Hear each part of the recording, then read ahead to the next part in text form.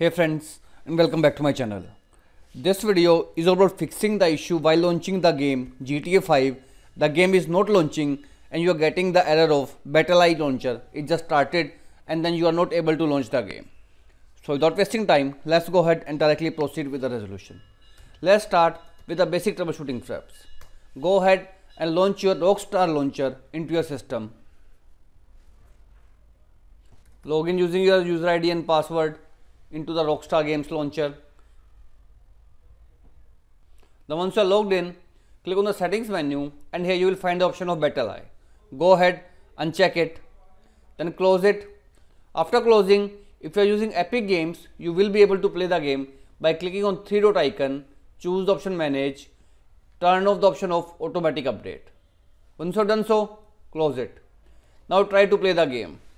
If you are using Steam, you are not able to turn off the automatic updates, so you need to proceed with the next step. In next step, simply you need to update your scripthook 5 file. To do so, head out to your browser, scroll down and under the downloads, click on the option download to download the latest scripthook file into your PC. Once downloaded, open the downloaded folder. Now open bin folder and whatever the files are present, select all of them, right click, copy and paste these files right in the game directory, which is available in my system in this PC, D drive, games, GTA 5. Simply right click and choose the option paste. If it is asking to replace the file, go ahead and choose the option replace the file. Once done, go ahead and launch the game to fix out the issue of GTA 5 not launching after the latest update of BattlEye launcher. If this method also failed to work out, nextly all you need to do is to simply downgrade your scripthook file.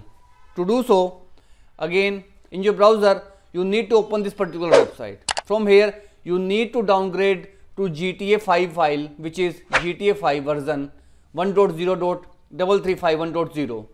For Steam, this one is the particular link, and in case of Epic launcher, here is the particular file. Size of both the files are different. In case of Epic Games, it is of around 50 MB, and in case of Steam, the file size is of around 1.7 GB. Both the files I have already downloaded in my system.